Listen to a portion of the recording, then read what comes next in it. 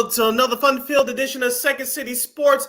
We're live and living on this cold and frigid Monday right here on Sports Zone Chicago, along with Miss Lakeem McGee, which is she. I am Sydney Brown. Hey, that's me. You can follow yours truly on the Twitter, X, and the IG at CK80. Once again, it's CK80. That's SIDKID80. That's SIDKID80. You can find my Keenan McGee on the Twitter, X, and Keenan McGee on the IG. Make sure you download that Sports Zone Chicago app wherever you get your apps. Make sure you follow Sports Zone Chicago on all social media platforms on Facebook, Twitter, X, Instagram, and YouTube. Please subscribe to our podcast at War Media Podcast. That's WARR Media, PODCASTS. We are on all social media platforms, including the iHeartRadio app. All podcast platforms, rather. Oh, I cannot speak today.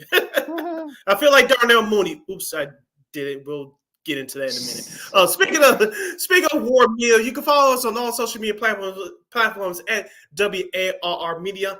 That's on Facebook, Twitter, X, Instagram, and YouTube. Once again, that's at War Media, WARR Media on Facebook, Twitter, X, Instagram, and YouTube. And thank you very much in advance for your support. Like, share, subscribe, and tell your friends. We are unapologetically fun, and we have very definite opinions. If you have any definite opinions during our 2-hour extravaganza we call a Sports Talk Radio Show, you can always find us at Sports Zone Chicago's Facebook page or at Sports Zone Chicago on YouTube. Type in those questions or comments in the comments section. Lakina will get them up on the screen for you. But you've decided to troll and don't do something silly, dumb, or stupid. I've given Lakina the full power to give you fools to bill and be a beat. Toodles. But before we begin, we must remind you can catch Sports Zone Chicago live and in living color, especially right now on Roku TV. That's right. So celebrate with the squad and get with the program. Sports Zone Chicago is now available on Roku TV. If you already have a Roku television, just tap on that sports folder and download that Sports Zone Chicago app. If you don't have a Roku television, but you have some handheld devices laying around, iPhone, iPad, iTouch, your Chromebook, or your PC, just hit up the Google Play Store and download that Roku TV app and access Sports Zone Chicago through that avenue. So no more excuses. Celebrate with the squad and get with the program. Sports Zone Chicago is now available on Roku TV. 24 hours a day, 7 days a week, 365 days a year. Live and on demand. Anytime, anywhere. And you know we will provide. And we will be providing with you here on Second City Sports. Of course, we'll talk about the rest of the Week 15 slate in the NFL. Plus, of course, the Bulls lost a tough one to the Heat, splitting that little 2-gamer. And the rest of the NBA, some college, some interesting thoroughly finishes for some of those the top games from over the weekend. But first, Flacco on first down over the middle, and it's intercepted. Off the deflection, it's Tremaine Edmonds. Edmonds on the move. Flacco trying to make the stop. He can't do it, and Edmonds is in with a pick six. You're going to see the backers make this play all the way. Watch them. It's Edwards with the hit, Edmonds with the pick, and then he's gone down the sideline. Flacco almost had him. Ford runs after him. With a concussion. All right, Laura, thanks so much. On second down, looking for a little running room, and finding it is Bayless Jones Jr. Flacco under pressure. There's Sweat. He's got him. Downs versus pressure. 3rd and 8. That pressure up the middle, in trouble, and down he goes. DeMarcus Walker got to him for the sack. He almost lost that football. Flacco off Got him. Fake. Looking over the middle, and it's intercepted. Picked off by Tyreek Stevenson. He gets it right back for the Bears. And Stevenson all the way to the 35. His second interception of the year. A seam route right here by Njoku, and he's got to hold the safety. He held the safety there, but he couldn't account for Stevenson. The overlap or dividing corner, he played both seams. He kind of... Flacco facing a 4-man rush. Pressure comes. Sweat's got him again. 25 seconds to play. Down 3. Fields setting up. Toss to the sideline. Scott tiptoes through 2 defenders. And Scott up the sidelines.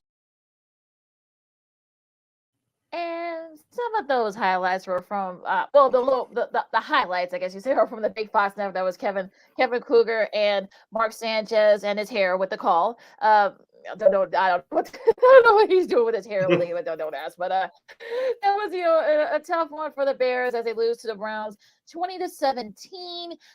Joe Flacco, who was literally, he said this, he was literally on his couch about a month ago. After had a somewhat slow start, of course. He had a 3 interceptions, was able to bounce back from that. He was also sacked 4 times. Defense got him pretty good, but he did throw for 374 yards and 2 TDs. I'll get to the stats on that in a second. On the flip side, Justin Fields threw 2 interceptions himself, only threw for 168 yards and a TD. It was a couple of big plays late for the defense. Even though the defense actually did a really solid job. Montez Sweat had a couple of sacks, but unfortunately, they just couldn't make the plays when they needed to. And we'll play that play that that's being played all over the place, but. Here's the thing, though. I said we talked about this before we went on. They were up 14, the Bears were, but here's the they were up by 10, I should say. But I already knew they were going to somehow lose it. I knew they were going to lose it. I knew they're like, look, something's going to happen, something weird. But I'll let you have the floor, Sid. What do you think about this? What did you think about this game, first of all? What did we say were our keys to the game on Friday? 1, they had to have 2 or more turnovers for them to win. They got 3 interceptions. Let's say I'm happy with that. Number 2, they had to run the ball with some consistency. The Bears had a total of 88 rushing yards as a team. Justin Fields had 30 of them by himself. Take away the 30 yards of rushing for Justin Fields, you had 58 yards among your 3 running backs. Roschon Johnson had the longest run with 22. Your rushing offense was terrible. Number 3, I said this on Jonathan Hood, host of the ESPN Chicago morning show with David Kaplan. He posted up on his Instagram yesterday. He said, give us your thoughts on why the Bears lost yesterday. I said it on there. I'll say it on here. This Bears coaching staff coached not to lose instead of coaching to win. Let me repeat that one more time for the folks in the back. This Bears coaching staff coached not to lose yesterday instead of coaching to win. Here's the difference. Coaching not to lose, you play everything conservative. You want to be careful. You don't take too many chances. When you coach to win, obviously you be smart and take your chances. You be aggressive. You set the tone. You make the other teams follow your tempo and your game plan. The Bears did 2 out of those 3 things right. And Lakina, I know people are going to bag on Justin Fields. Those interceptions were costly. It didn't happen. It shouldn't have happened. I'm correct. You'll be correct on that second part. It shouldn't have happened. At the end of that first half, why didn't you go for the field goal instead of letting Justin Fields throw a Hail Mary? That I saw that live on Red Zone, and it infuriated me. You got Carlos Santos, who's been kicking very well for you ever since he's put on a Bears uniform these last few years. Why didn't you let him try a field goal at the end of that first half? Unless you know something I don't, Lakina.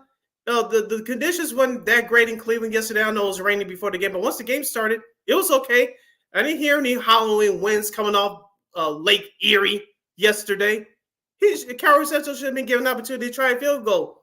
That's what I say, coaching to lose instead of coaching to win. If that wasn't a perfect example of that yesterday, I don't know what was.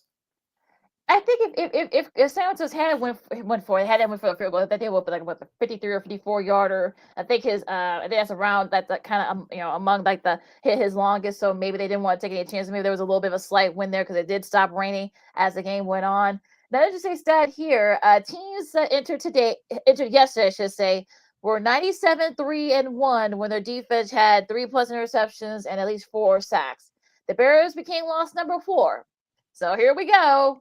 The Bears making this history for all the wrong reasons. And look, the defense, like I said, defense, they were the reason why they lost. But at the same time, though, they did give us some big plays.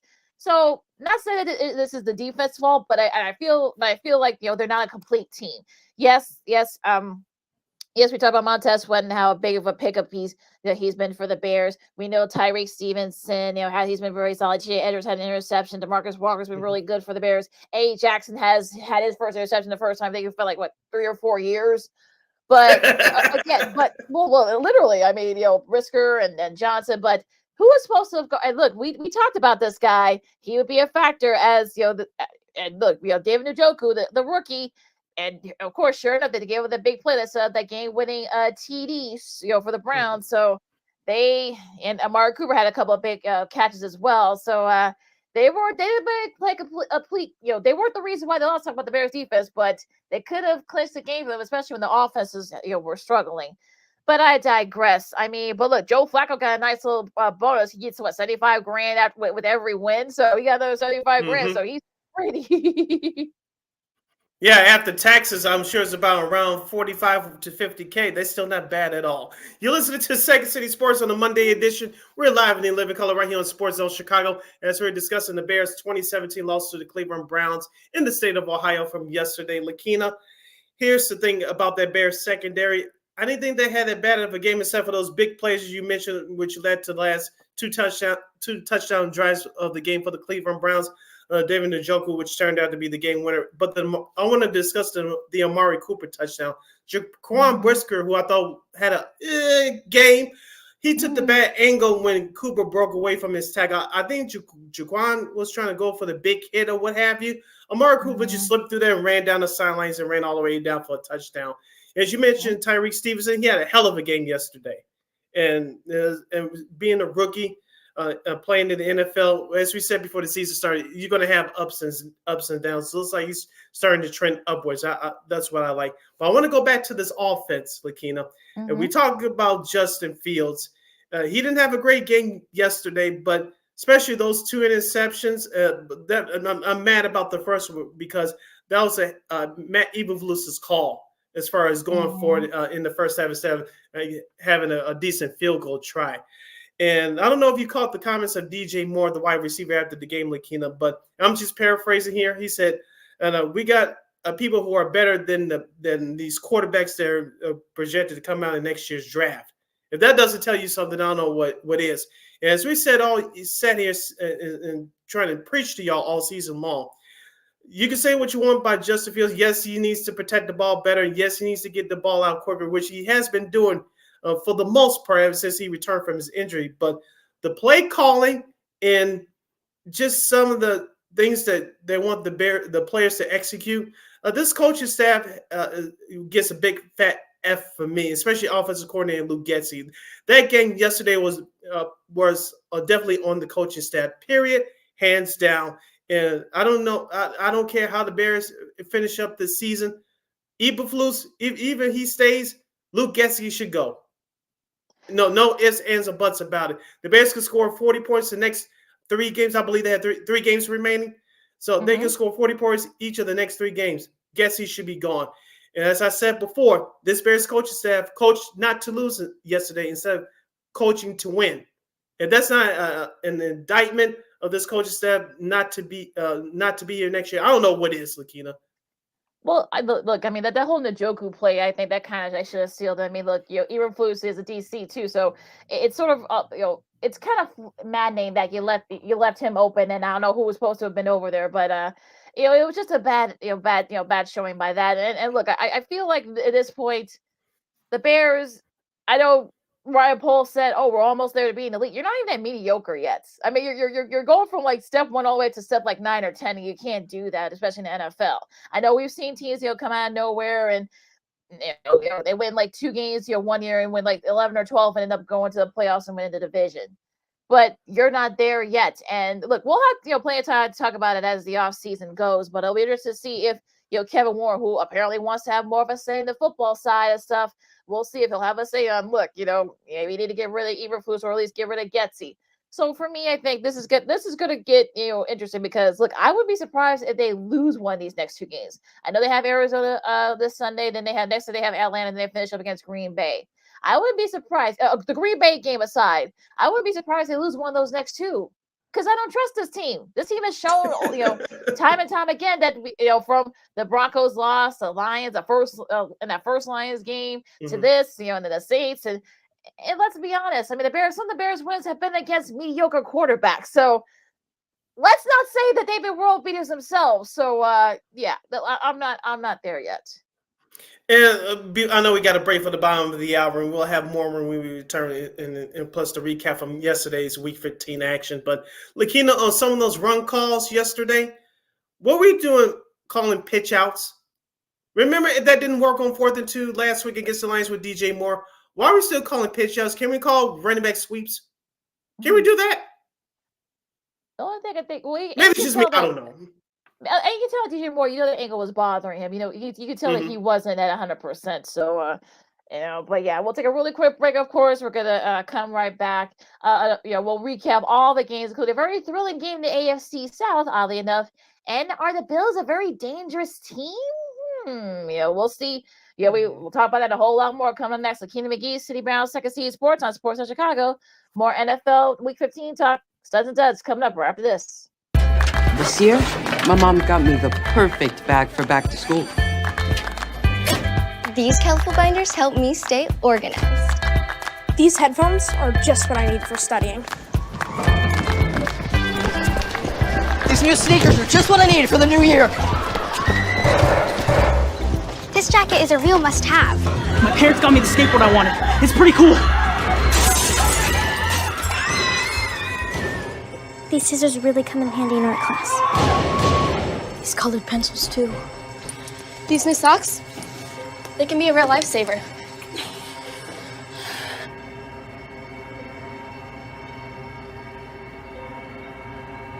I finally got my own phone to stay in touch with my mom.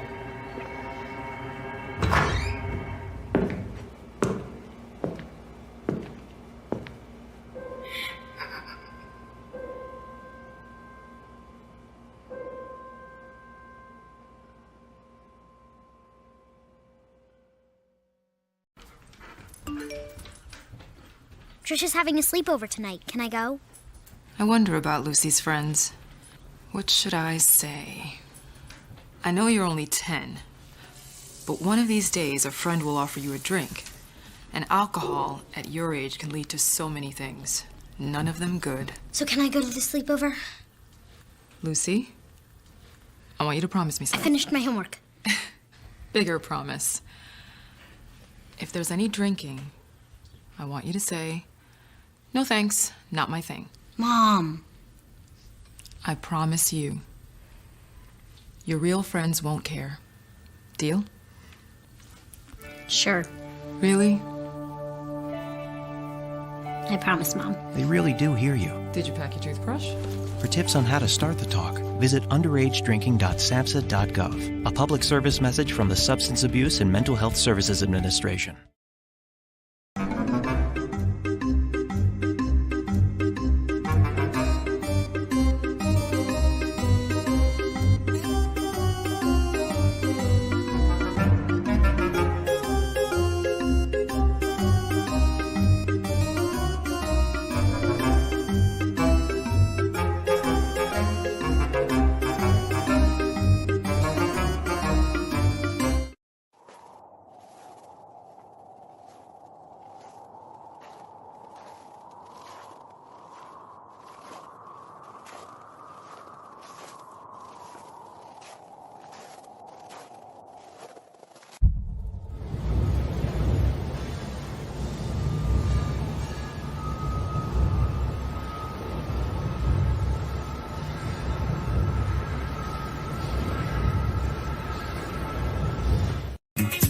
Hey, this is Dr. J, and I listen to Sean and Maya in the morning.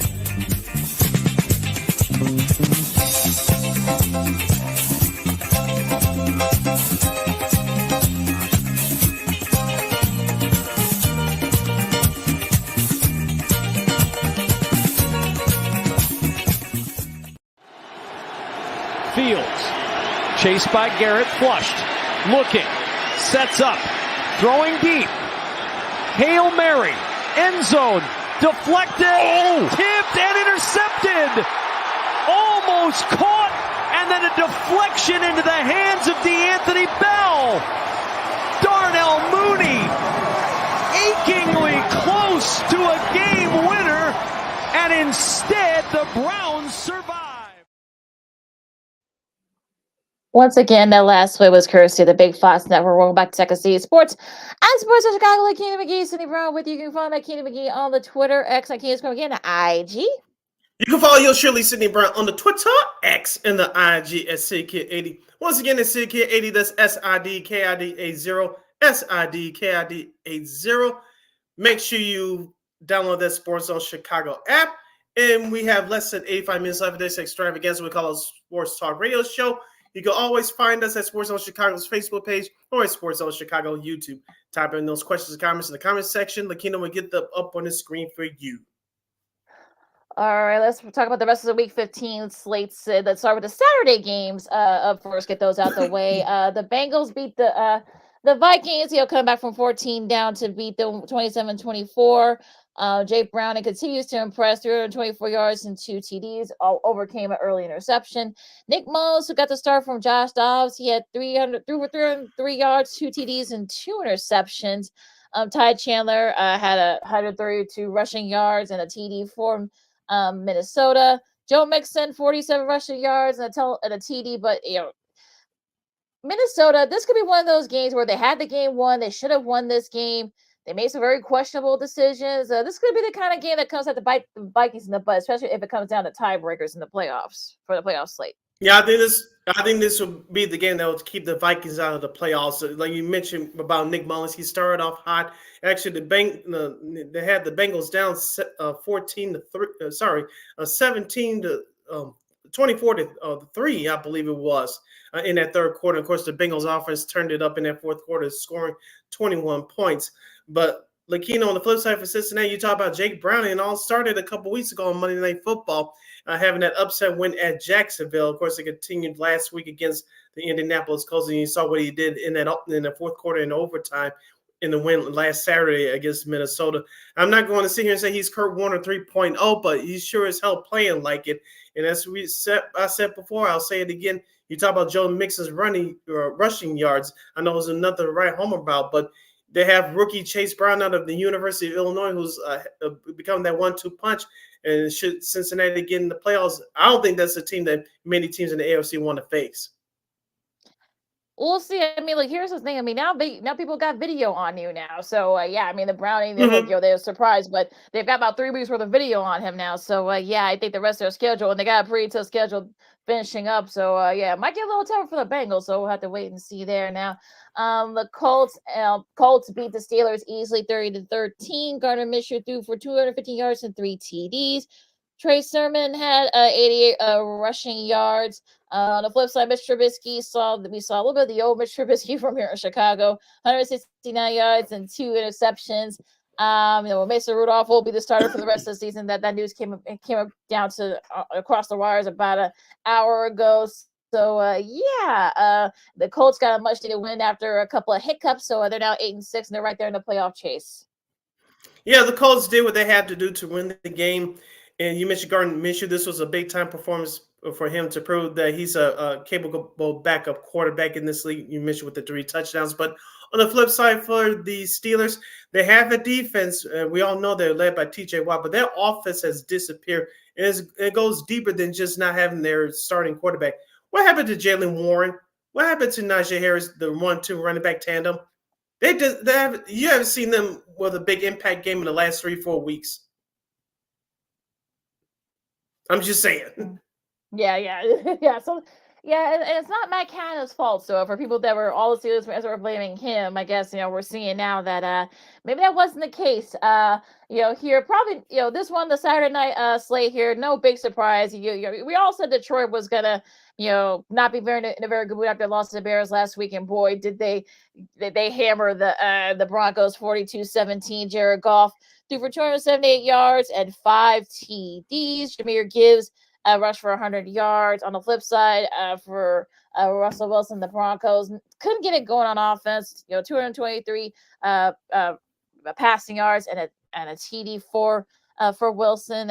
Just not a good showing for the Broncos. And I think the Lions just wanted to kind of get that bad taste of the Bears loss out of their mouths, and boy did they. Yeah, they played like it too. One of the things that Detroit got back to doing was running the football. Jahmyr Gibbs had 11 carries for 100 yards and a touchdown. David Montgomery ran the ball hard as well for the Lions. Amon-Ra St. Brown was the man of the hour for the Lions. 7 catches, 112 yards in the floor to flip it to the end zone for his only touchdown. Looking at that Lions offense looked great against a very good young and hungry Broncos defense, I must say. And we talked about this all year long. With Jared Goff, when he doesn't commit any turnovers, the Lions offense is a top 5 offense statistically in the National Football League. When Goff turns it over more than once, it's disastrous. And the Lions took care of the football, and they set the tone with 21 unanswered points in that second quarter, which let them cruise to that easy victory at home. Definitely what the doctor ordered there. Now going to yesterday's game, Sunday. Let's just get the score out the way. The Dolphins easily, shut out the Jets 30-0. Tua had 224 yards and a TD. Raheem Mostert had 2 TDs. He's right up there with Christian McCaffrey. We'll talk about him in a little bit for the league in TDs. And Jalen Waddle had 142 receiving yards and a TD.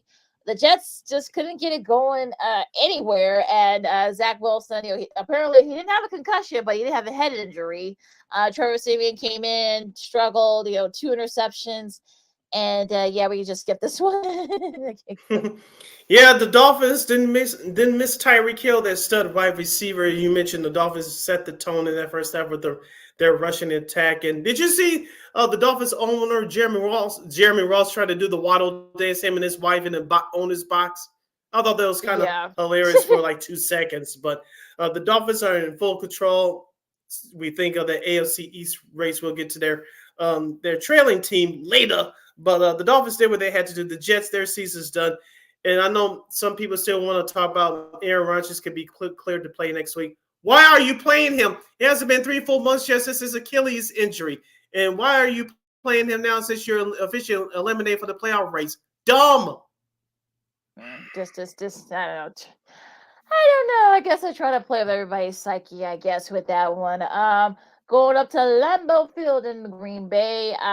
The Bucs, I don't want to say mild upset, but I guess you could say it was a little bit of upset. 34-20 over the Packers.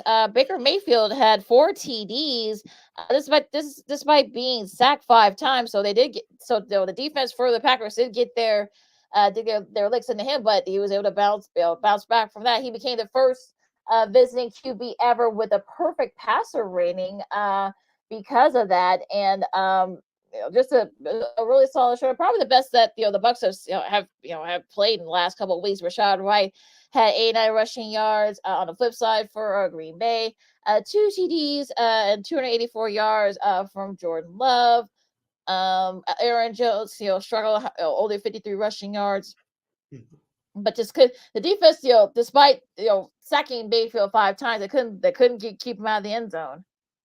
Yeah, you mentioned with that Green Bay rushing attack with Aaron Jones, they struggled as a team running the ball yesterday, talking about Green Bay, but the Buccaneers were aggressive. They attacked that Packers secondary, and it was not a mistake that Baker Mayfield threw for close to 400 yards and 4 touchdowns. I know Mike Evans, not the actor from Good Times, but Mike Evans, the star wide receiver for the Bucs.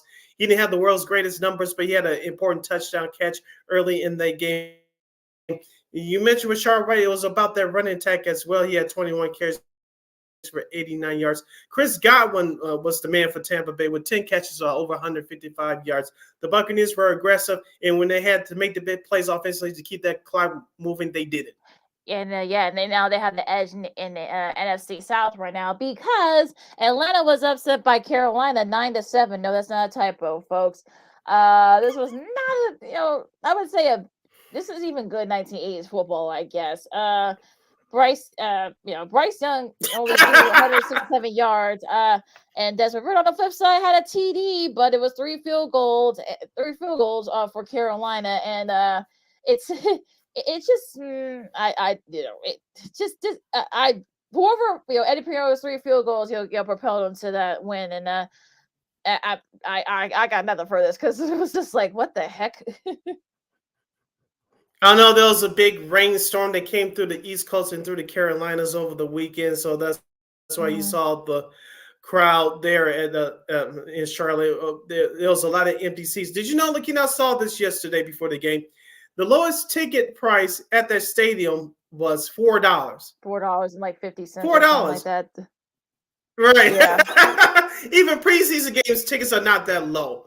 But like you said, this game set football back 100 years, and I didn't even turn to this game via this computer screen. And all the only clips I saw was on NFL Red Zone. And The Falcons had a golden opportunity to stay atop of the NFC South race. With this loss, they drops them to third now, and I don't know if they'll have enough time to recover to make to get into the playoffs. I just don't see it. This loss is going to haunt them for the rest of the year.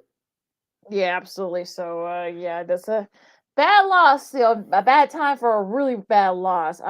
But a good time for a team that they got the win that they really needed, and that is the Chiefs. They beat the Patriots, pulling away from them 27-10. Now, it did get a little bit dicey for a while, but Pat Mahomes threw 305 yards, 2 TDs, but also 2 interceptions. Bailey Zappi on the flip side had 180 yards in the TD and an interception. But it was really the defense for the Chiefs that kind of propelled them. And what's interesting here is that you thought that maybe when the Patriots scored that TD halfway through the second quarter, you thought, oh dear, here we go again. But to the Chiefs' credit, they were able to settle down. They made the plays that they needed to pull away. I watched the majority of this game live via this computer screen, and when you watch Patrick Mahomes, something still isn't right about Mr. Mahomes, the former MVP. I don't know what it is. We talked about having a new offensive coordinator. You're talking about we're talking about not having enough weapons, but just something isn't right there. I know Isaiah Pacheco, their star running back, was out yesterday, but just something isn't right with Patrick Mahomes and the rest of that offense. But Travis Kelce, he didn't have a great game yesterday. I know he got dinged up, but I know his boo was there yesterday, and Taylor Swift sent up high in the skybox. But Rashee Rice had a great game with 9 catches, 91 yards in the score. Clyde Edwards-Helaire, he had a good enough game yesterday. He had a receiving touchdown, which was a great catch in the back of that end zone there. He helped me out on my fantasy team as I had to replace Tyreek Hill. But I digress. But if the Chiefs weren't playing the Patriots, they probably would have lost this game yesterday. Yeah, they would have, they played like Miami, and they had done this, they probably would have lost. So, yeah, like for that they were playing the Patriots. I knew it was going to happen this next game down in New Orleans. The Saints beat the Giants, no trouble with them, 24-6. Derek Carr probably his best game. Derek Carr probably had his best game this season, 218 yards and 3 TDs. Was only sacked once. The O-line was able to keep him upright. On the flip side for Tommy DeVito, 7 sacks because couldn't get going on offense. I said that Saints defense was gonna knock him back into reality, and that's exactly what happened. They were doing the celebration, the little, I don't know what I still don't know what the heck this is that he does, but passing now had 3 of those 7 interceptions, and just trying to keep pace with the Bucs in that NFC South. Yeah, the New York Giants couldn't get anything going offensively. The offensive line was terrible. Saquon Barkley couldn't get his game going because, like you said, DeVito was getting sacked a whole bunch of times. But on the flip side for New Orleans, Alvin Kamara had a great game for New Orleans, 60 carries, 66 yards. And you mentioned with Derek Carr, he was very proficient.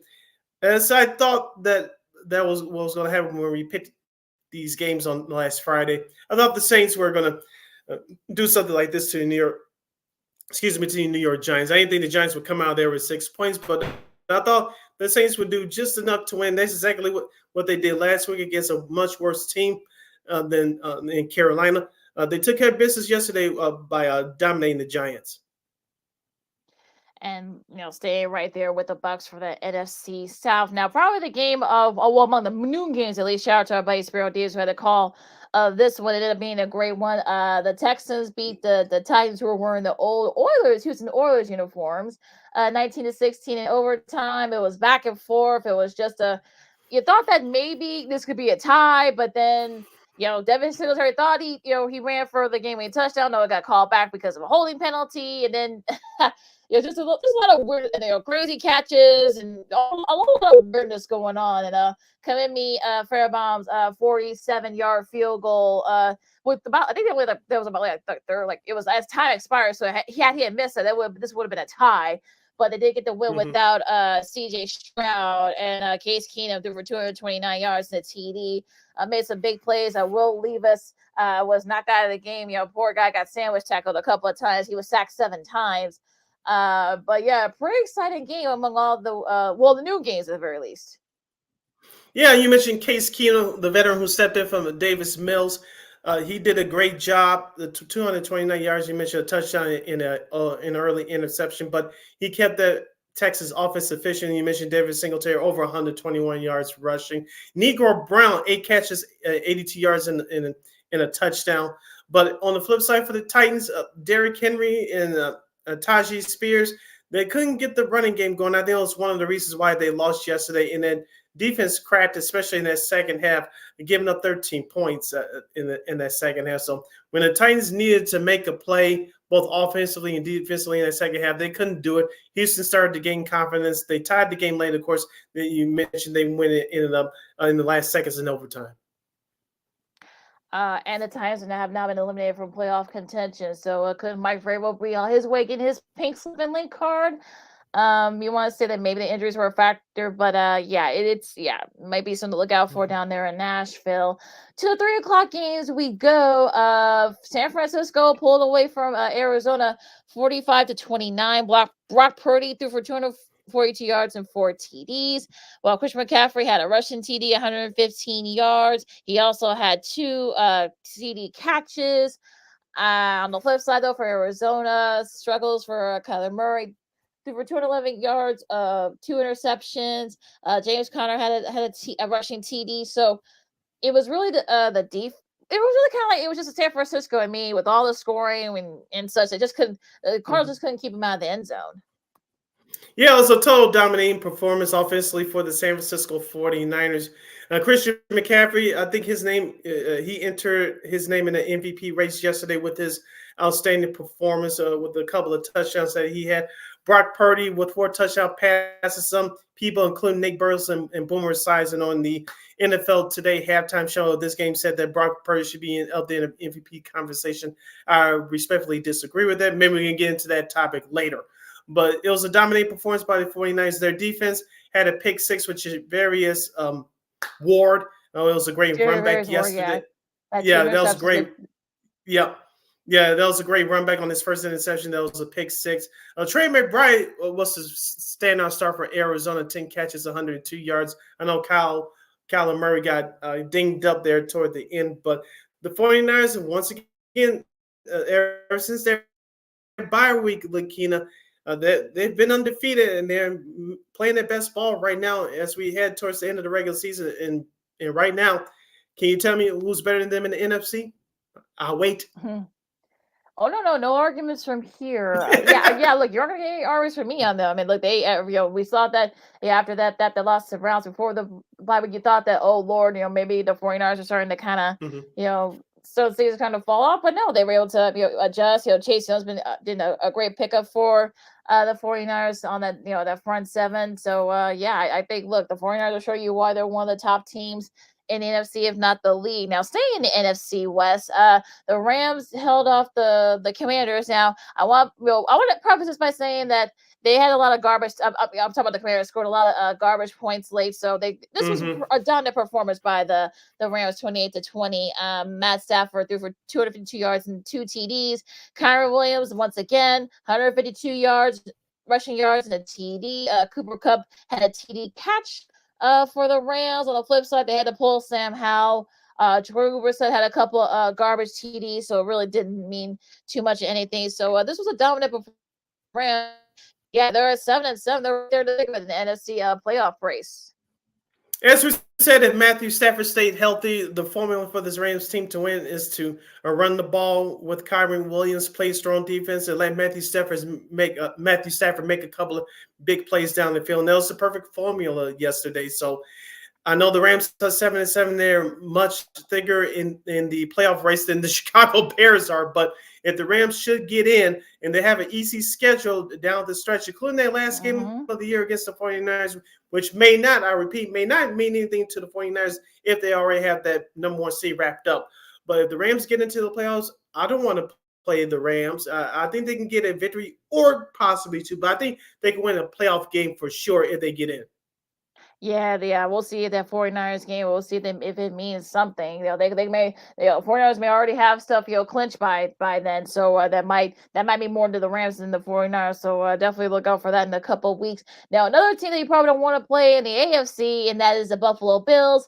we, called this, they dominated the Cowboys 31-10. Josh Allen threw for only threw for 94 yards in the TD, but it was James Cook who was a big star here. 179 rushing yards and a TD. The defense sacked Dak Prescott 3 times. The Cowboys just couldn't get going on the offensive front. So just a really solid showing. Von Miller played his best game of the year. Christian Benford had an interception. So yeah, it was just a dominant performance by the Buffalo Bills. Look, they're 8-6, and I think we can say that they're back. Well, they have to win out the rest of their schedule and get some help. I know they have I'm talking about Buffalo. They have the Miami Dolphins at the end of the season. I know they beat Miami once already in Buffalo. That was earlier in the season. But Bills head coach Sean McDermott, he's starting to coach like an actual head coach. As we said on Friday, James Cook, you need to run the ball well and consistent with some consistency with him. 25 carries, 179 yards in the score. They'll do that for you. If your running backs have more rush yards than your quarterback, you'll win most of the time. And the Bills did that again yesterday. Well, what a concept. On the flip side for Dallas, I know people want to throw Dak Prescott into the ground and throw dirt on him, but nothing was right about the Dallas offense yesterday. They couldn't run the ball. I know C.D. Lamb had 53 receiving yards off of 7 catches.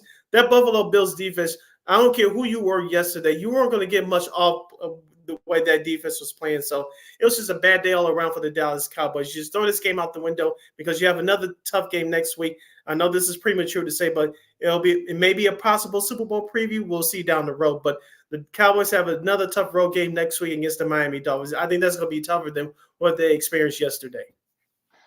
Well, remember, the Dallas is a totally different team on the road than they are at home, and they very well will have to go on the road, in the first round of the playoffs. So, that might be something, might be a precursor of what's to come. So we'll see about that. Now, the Sunday night game, not the prettiest, but look, Baltimore did just enough to win this game 23-7 over Jacksonville. 171 yards for Lamar Jackson. 1 TD, was able to overcome an early interception. Trevor Lawrence threw for 264 yards in the TD.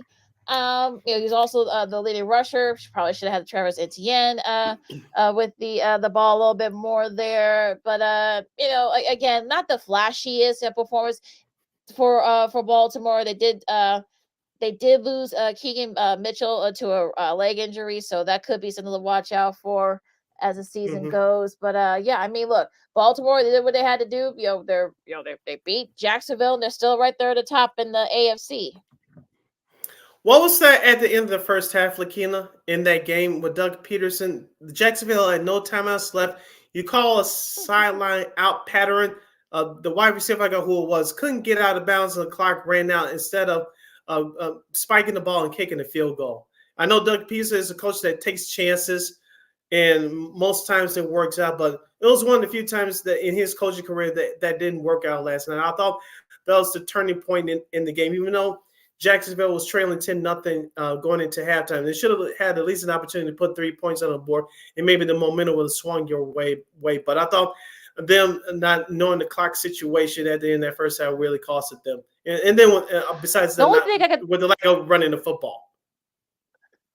Yeah, I can kind of see that maybe, Brandon McManus already had missed one already. It was very windy down there in Jacksonville yesterday, so I can kind of see why he didn't want to go for the field goal. But I think that was Jamal Agnew. You got to know where you are, and you got to have be aware of what's, the time and all that. If they had just, went out of bounds, they probably had another second, and then he probably could have at least tried that a field goal, even though it was very windy. I think the wind was coming from the north, so that probably was not a good choice to probably try for the field goal in that situation. But the Jacksonville, hey, look, to their credit, look, you got Indianapolis and Houston breathing down your necks now.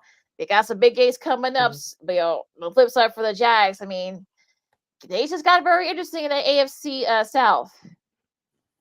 Yep, the Jacksonville's season is quickly going down the tubes. I know they're 3-5 at home. And like you said, their schedule gets tougher heading towards the last weeks of the season.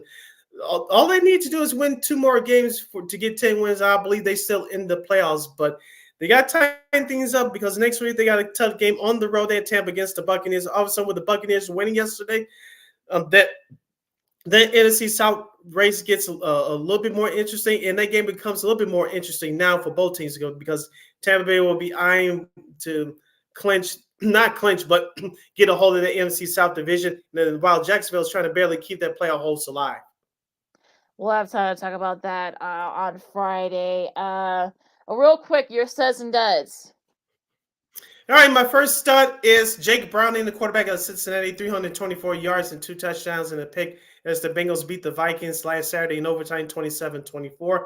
My second stud would be Baker Mayfield of the Tampa Bay Bucks, 381 yards and 4 touchdown passes as the Buccaneers beat the Packers 34-20. And my third stud would be Kyron Williams of the Los Angeles Rams, 27 carries for 152 yards and a touchdown as the Los Angeles Rams defeat the Washington Commanders with Magic Johnson in the building, 28-20. Yeah, I'm sure he wasn't very happy after that game there. Excuse me. My first, I gotta say, Detroit. That's a Detroit team we're expected to see. So hopefully this will be a chance of something big happening there. Maybe they can start a new streak going. My first look, like I said, we don't usually give it to announcers very often, but our buddy Spiro Diaz, who did a great job at the call with Adam Archuleta in that Houston Tennessee game, which actually ended up being very entertaining. Probably one of, if not the game of the week so far. Of course, we know we got one more game coming up. And my other stud, Buffalo. I mean, look, this is a Buffalo team again. This is a Buffalo team we've been expecting to see, so we'll see if they can keep it up. They got a tough matchup, but they're a pretty dangerous team right now. And their defense is playing better. Their offense has been really good. Josh Allen hasn't made any mistakes, so if they can keep it up, they may be a very dangerous team should they make the playoffs. Yep, we'll see what happens. My 3 duds: 1, obviously the whole Chicago Bears coaching staff. Number 2, the New York Jets. You cannot put up at least a single point against the Dolphins team that were without their star wide receiver. Give me a break. And my third dud would be the entire Atlanta-Carolina contest. Yeah, that doesn't even meet your 1980 standards. Looking, that's how bad it was. That was a dud in of itself. My duds are Dallas. I mean, like I said, they're a completely different team from when they're playing on the road, at home. I don't know what happened yesterday.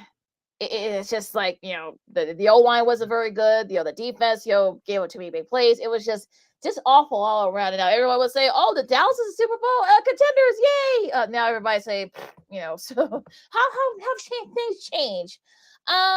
Let's see. I mean, my dad, Green Bay.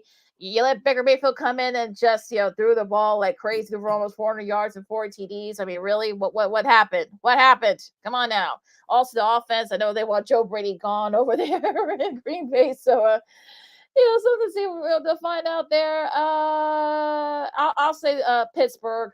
Really, everyone was making a big deal about, it was Matt Canada's fault that the Steelers' offense hasn't been very good. Well, Mitch Trubisky probably had his worst game since leaving the Bears. So, and that's saying something, but that's saying something. So, yeah, Mason Rudolph, I don't know if he'll be able to do any better, but we'll see. I don't think he'll be pulling off any helmets anytime soon either, but that's a whole nother issue. Tonight's Monday Night Football contest will take place in Seattle, Washington, as the Seattle Seahawks will host the Philadelphia Eagles. Kickoff is at 7:15 p.m. Central Standard Time on ABC and ESPN. Philadelphia is favored by 3.5. Jalen Hurts may not play. If he doesn't, Marcus Mariota will be a starting quarterback for Philadelphia. Philadelphia is 10-3. We talked about the 49ers having the best record in the NFC. Seattle is 6-7, I believe, on the current 4-game losing streak. What gives tonight? Yeah, I think, remember, Gino's not going to play either, it looks like. So it's going to be the battle of the backups. So I think if you think all things being equal, there's no Manning cast, folks. And in a way, I don't blame the Mannings for not wanting to do this one because this could get ugly pretty quick. I mean, the Eagles need this win. And, it'll be between, Marcus Mariota and Drew Lock. No shade to Drew Lock, but I trust Mariota more. So, and, I know the Seattle's been banged up too. So, yeah, this could be, the game that's just what the doctor ordered for the Eagles, but we'll have to just wait and see. To me, I think if they just stick to what they do best, try to, get the ball down the field. The defense got to play a little bit better to try to rattle Lock. And, look, I know that stadium in Seattle is going to be rocking, so it should be a fun one. And look, who knows? Maybe Troy might catch some more salmon. We'll see. And also, too, I think Philadelphia is going to have to run the ball with some consistency, whoever starts at quarterback tonight for them. And the defense is going to have to come up huge and set the tone for the game, even though, like you said, they're going to be playing in a hostile environment. If the Eagles do those two things, they'll come out on top as winners. Should be interesting. Should be a pretty thrilling game up there between these two longtime rivals. Hour number 1 in the books. Hour number 2 straight ahead. This is Second City Sports on Chicago. Next up, the Bulls is a tough one in Miami, spending their little mini 2-gamer. Also, some interesting things happening in the NBA. We'll talk some college hoops. And time permitting, old school TV Monday, and a whole lot more. Lakina McGee, Cindy Brown, Second City Sports on Sports Chicago. We go to the hard work coming up right after this. No, I don't know, though. I'm scared. I mean, you're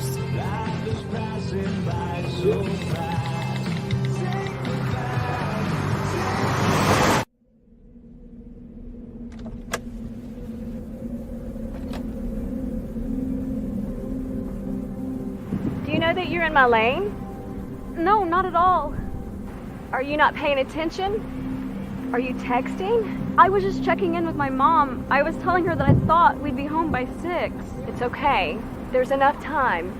Just pay attention. I'm not even halfway through my text. There's no way. I'm not even going to look up. My babies are in the car. You have to pay attention. It's just supposed to be a quick text.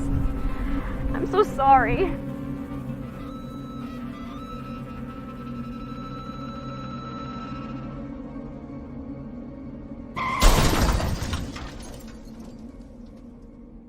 Hi, I'm Tom Brady, the director of DODEA. September is National Suicide Prevention and Awareness Month.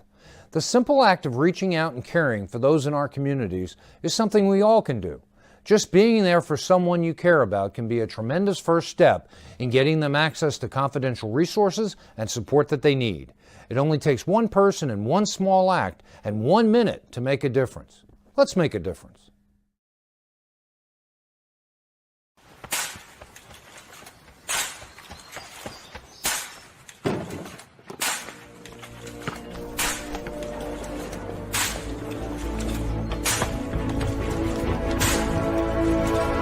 Move it!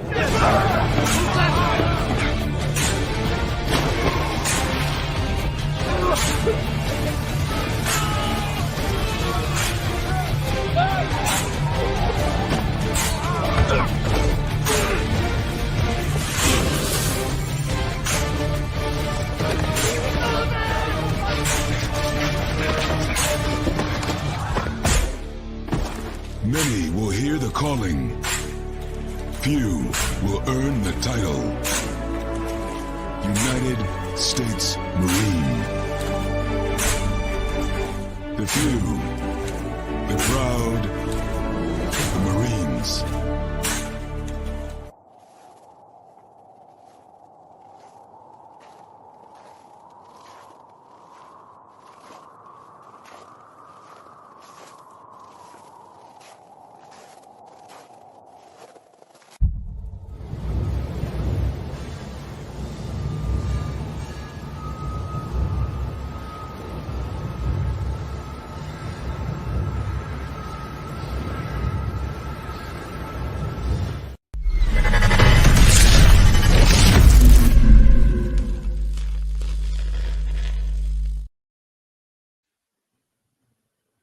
Welcome back to Second City Sports. As we kick off hour number 2, we're live and in living color right here on Sports Zone Chicago. I'm Sid, that's Lakino. You can follow yours truly on the Twitter, X, and the IG at SidKid80. Once again, it's SidKid80. That's SIDKID80. That's SIDKID80. And you can find my King McGee on the Twitter, X, I can't again, the IG. We have 50 minutes left or so in this extravaganza we call a Sports Talk Radio Show. If you have any questions or comments for us, you can always find us at Sports Zone Chicago's Facebook page or at Sports Zone Chicago on YouTube. Type in those questions or comments in the comment section. Lakina will get them up on the screen for you. And just a daily reminder, you can catch Sports Zone Chicago live and right now on Roku TV.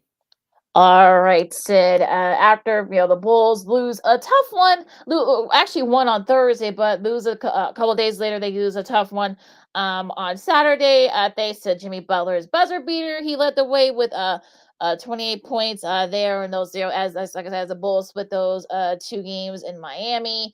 Just a tough one there. I know Caruso was in and out of lineup. He did not play this game on Saturday. I know Torrey Craig also got hurt as well. He actually was really a solid. Was actually gave Bulls a little bit of a spark. He had 16 points before he had to leave for that foot injury. Kobe White still doing this thing. He had 22 points. DeMar had 27. Vooch had a double with 12 and 11. P Will had 25, a season high for him. So they're playing better. They just couldn't get the win, get the sweep in Miami. Couple of things to observe. Excuse me, observe from that Bulls loss last Saturday night. Yes, you mentioned not just Torrey Craig, but that whole bench for the Chicago Bulls saved the whole team in that first half because if you notice the whole starting five couldn't get anything going offensively to start that game. And the Bulls bench basically saved them in that first half. In the second half, the Miami Heat turned up defensively after the Bulls grabbed that 7-point lead late in that third quarter. And Miami turned up that defense. And the Bulls offensively woke up in the fourth quarter. You mentioned Kobe White. He extended his 3-point streak to 14 straight games with three plus 3-pointers made in one game. Also, you mentioned DeMar DeRozan came alive, but I don't know if you paid attention to what Stacey King said in that broadcast as in the late stages of that game. The Bulls, they were going back and forth with the Heat, and the Heat did a great job on the Bulls defensively, especially on their guards, and that's one of the reasons why the whole starting five of the Bulls struggled early. The Bulls had 3 or 4 different chances to grab a rebound. They couldn't do it. Yami Vasquez Jr., that rookie out of UCLA from Miami, he had a very good game, in my opinion, on Saturday. And the Bulls, for some reason, could not get that rebound, of course, which led to Jimmy Butler's game-winning shot. I said to myself, as he released the ball, I wouldn't be surprised if he went in. Obviously, it did. The Miami, he won the game.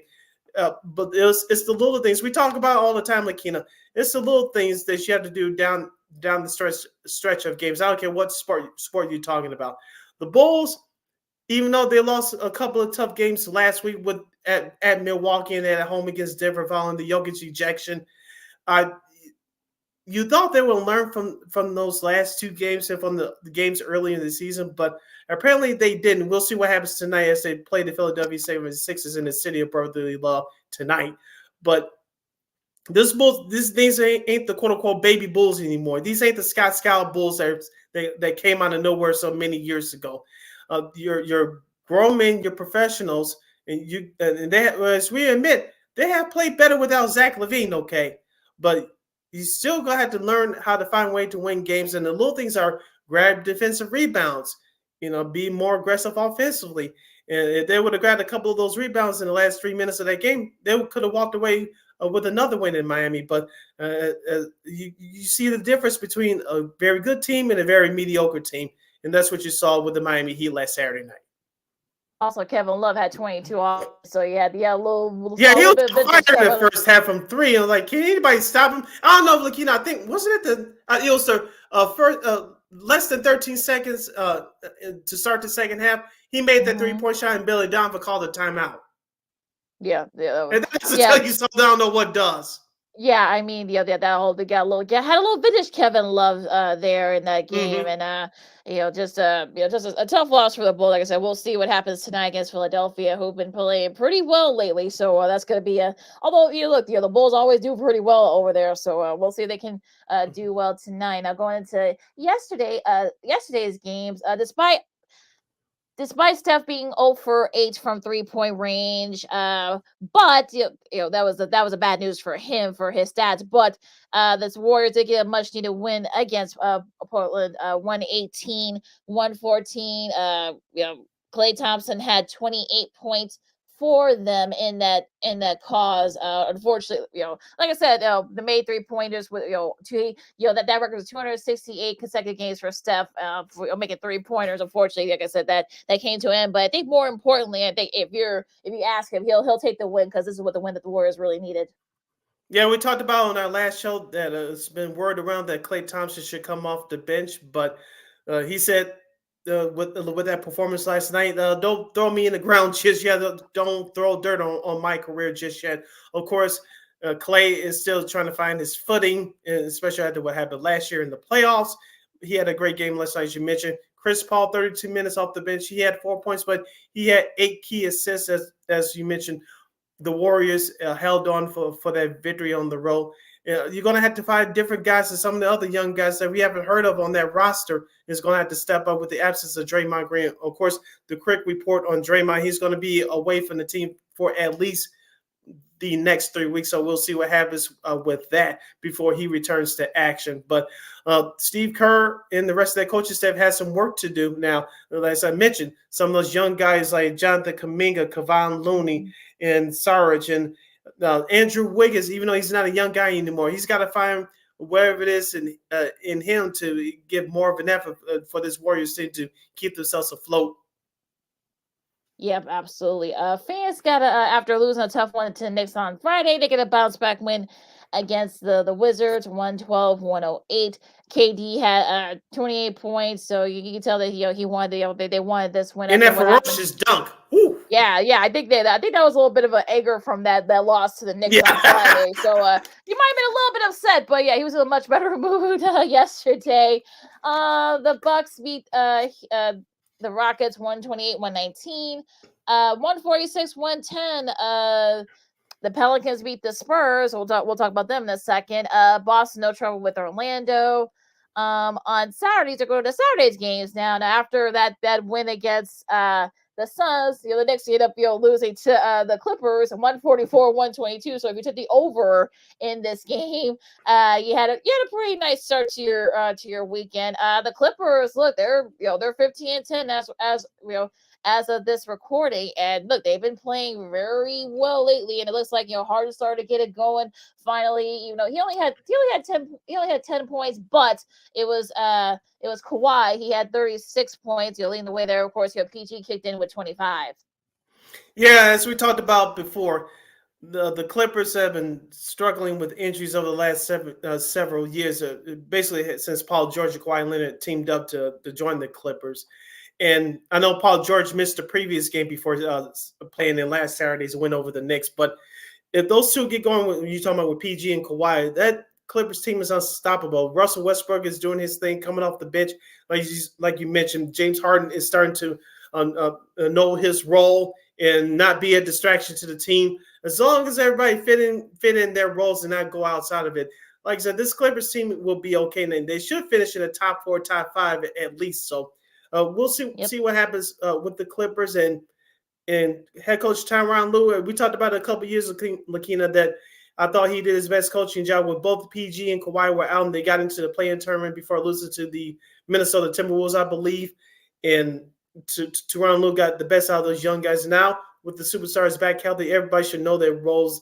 And as long as they play with that consistency, they should be fine.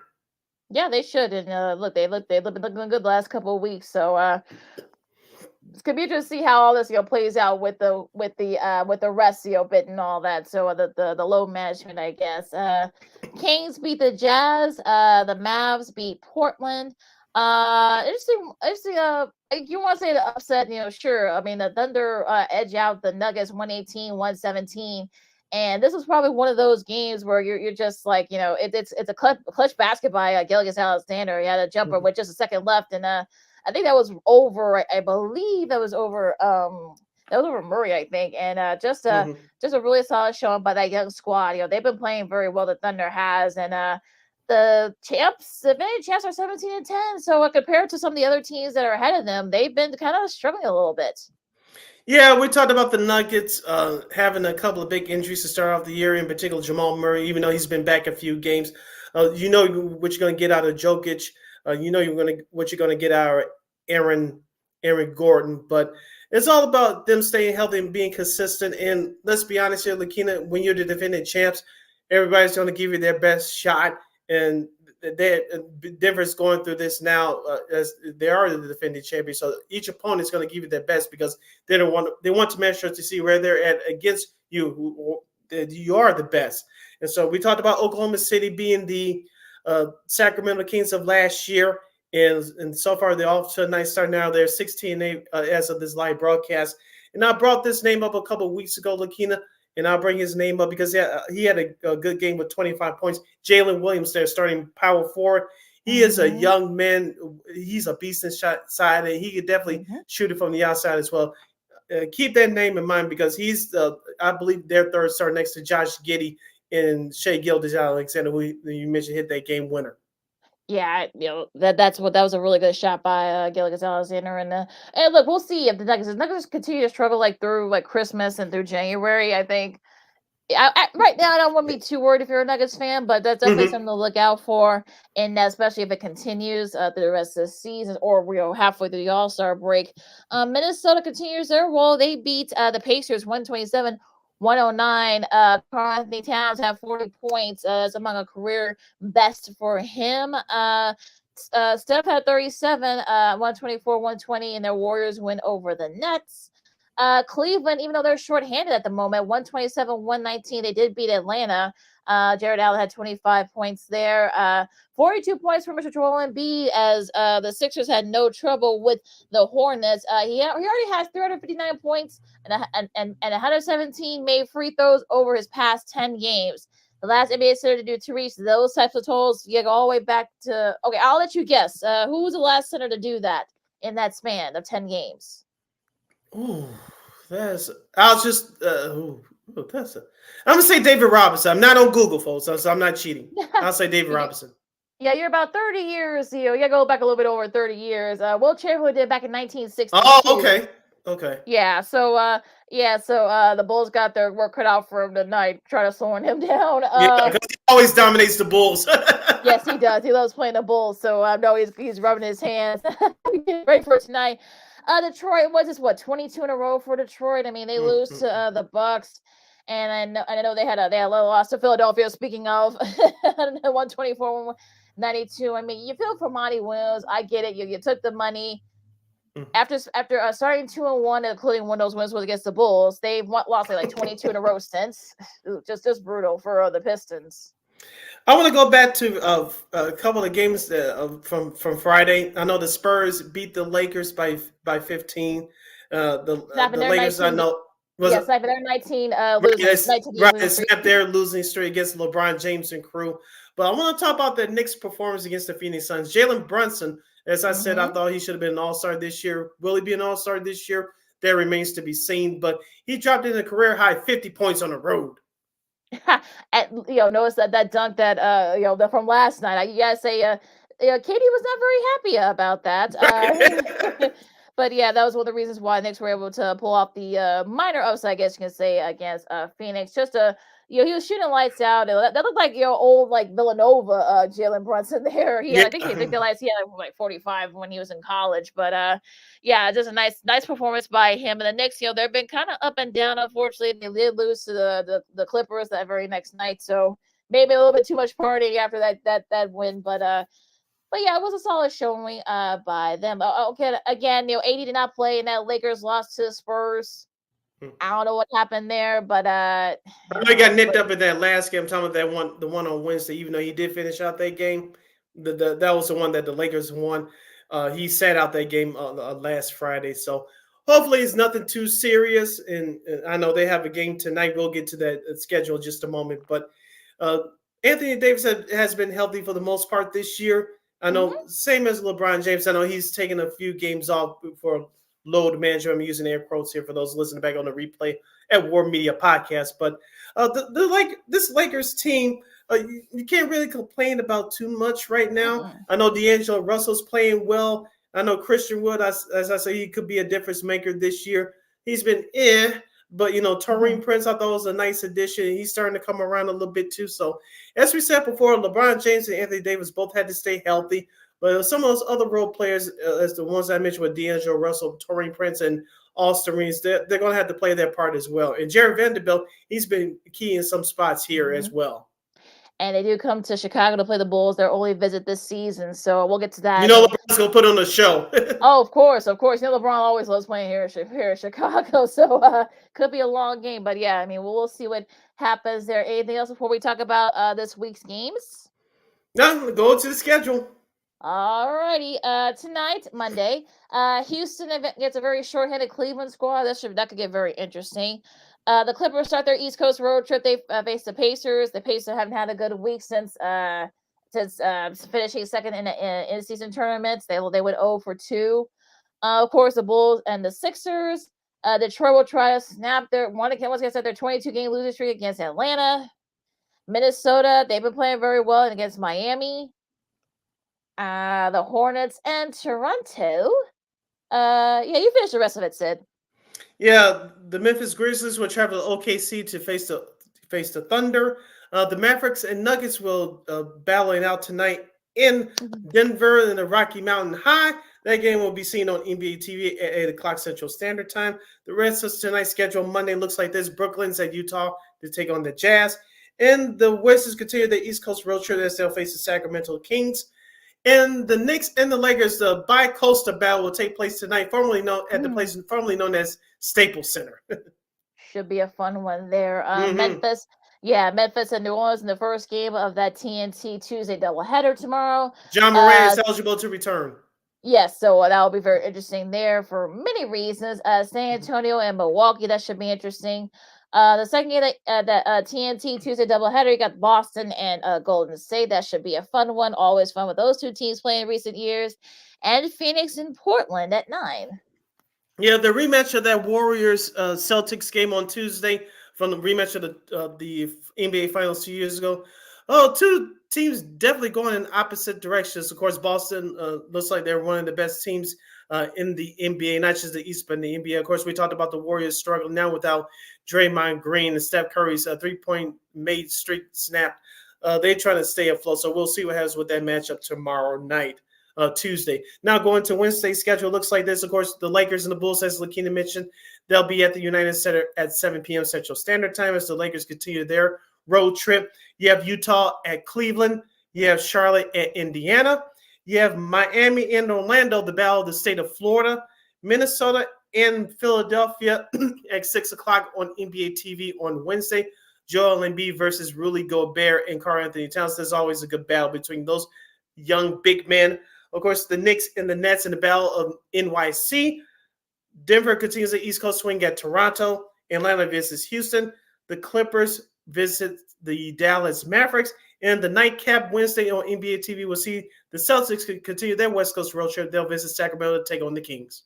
Oh, that Clippers Dallas match I'm definitely be watching on this computer screen here. Now going into Thursday's games, we got Utah and Detroit, New Orleans and Cleveland, San Antonio.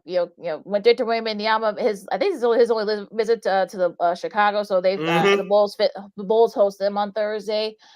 Indiana and Memphis, Orlando and Milwaukee, the Clippers and OKC. Again, and again, the first game of the NBA TV game here. You got the Lakers and the T-Wolves. That should be a fun one. Always fun when those two teams play. And Washington and Portland. And that's your schedule for this week in the NBA. All right, you're listening to Second City Sports on Sports Zone Chicago. I'm Sid. That's Lakina. We have our last break coming up. We'll discuss what happened in the top 25 action in college basketball. And speaking of college basketball, a former player, a former legend in a historic program passed away over the weekend. We'll get into that. We have some other news and nuggets for you in time permitted. Old School TV Monday. I'm Sid. That's Lakina. You're listening to the Monday edition of Second City Sports right here on Sports Zone Chicago. This year, my mom got me the perfect bag for back to school. These colorful binders help me stay organized. These headphones are just what I need for studying. These new sneakers are just what I needed for the new year. This jacket is a real must-have. My parents got me the skateboard I wanted. It's pretty cool.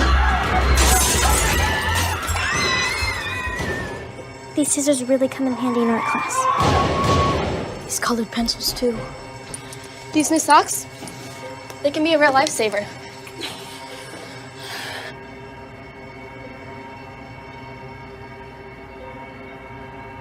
And I finally got my own phone to stay in touch with my mom.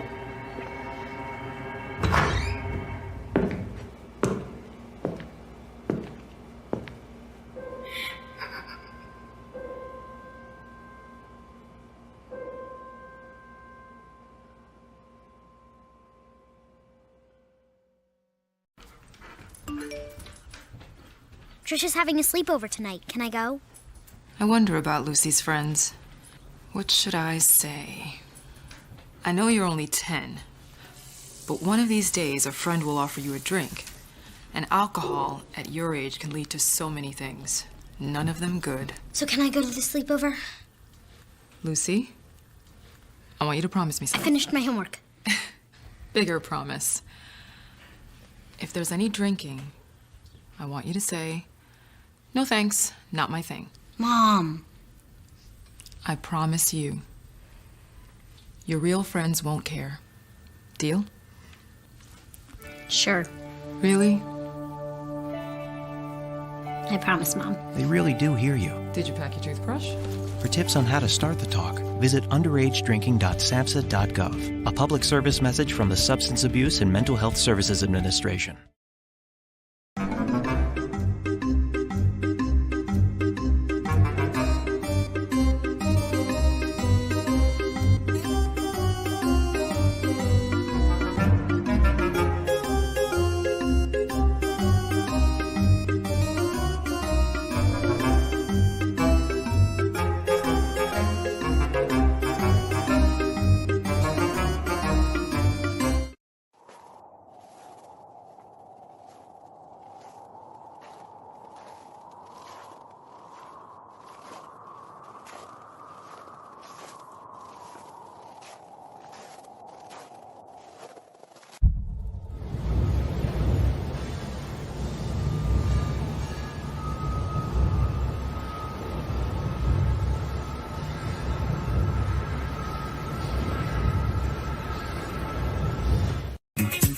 Hey, this is Dr. J, and I listen to Sean and Maya in the morning.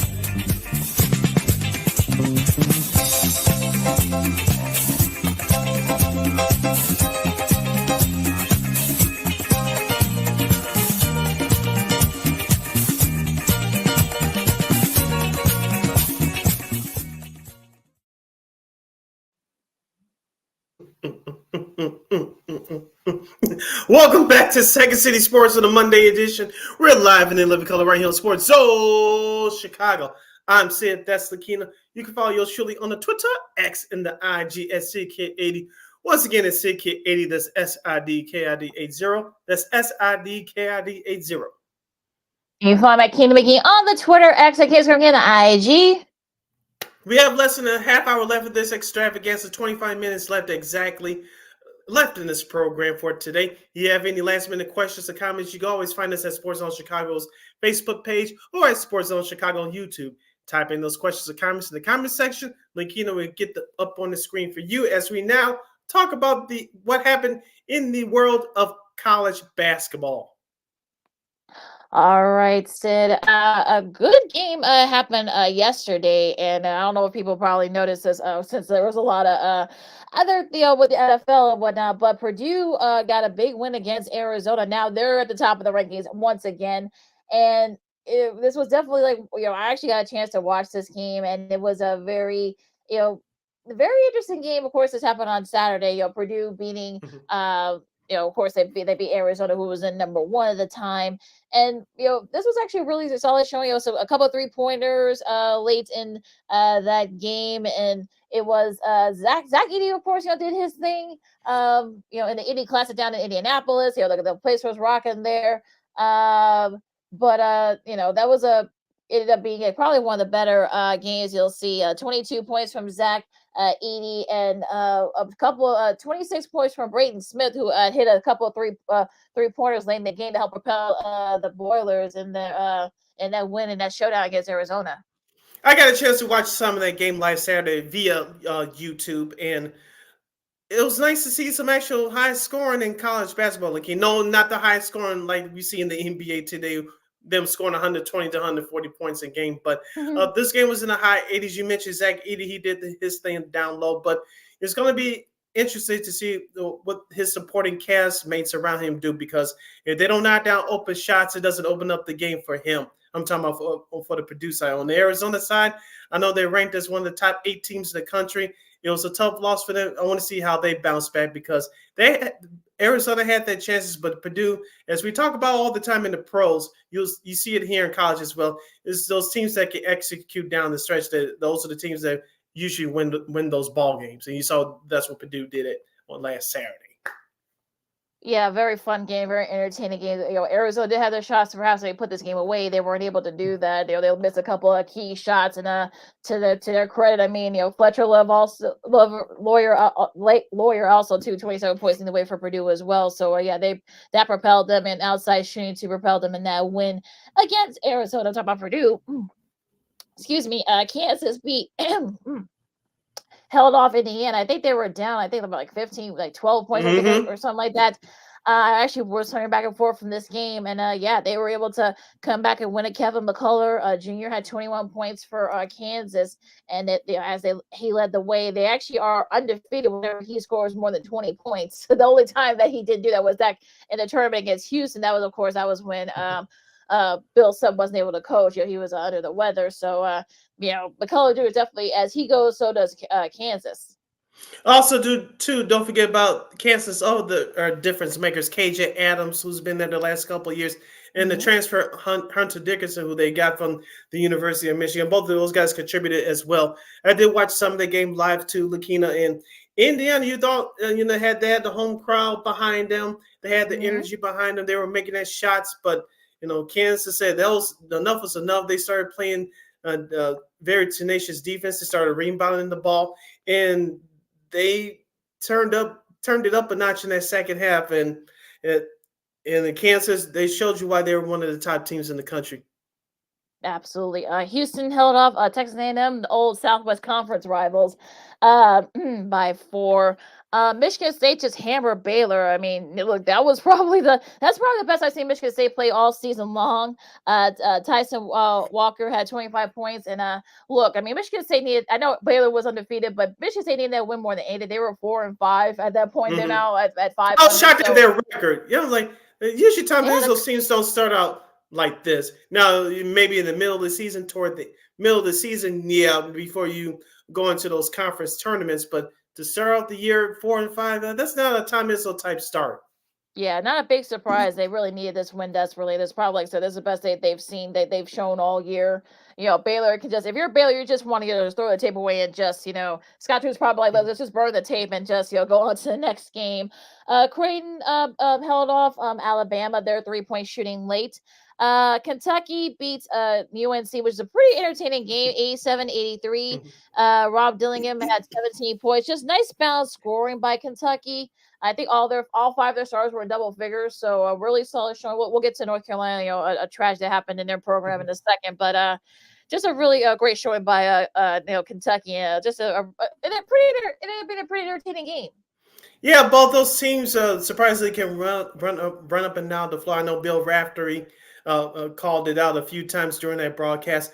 To Kentucky, I thought this was key here. They had a plus 11 rebounding advantage, 43-32 rather. Sorry, and they had the lead for a while. I'm talking about Kentucky in double digits. I know Carolina made a run late, but John Calipari, I don't like him for obvious reasons, but I give his team credit that they did what they had to do down the stretch to hold on to win that ball game.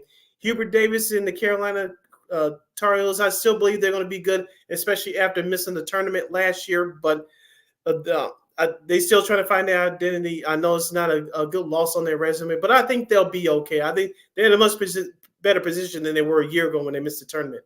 Yes, they are, and I think that was you probably needed this if you're in North Carolina, even though the performance wasn't very good. Porter Moses, Oklahoma Sooners. A lot of people don't know this. They're now 11-0.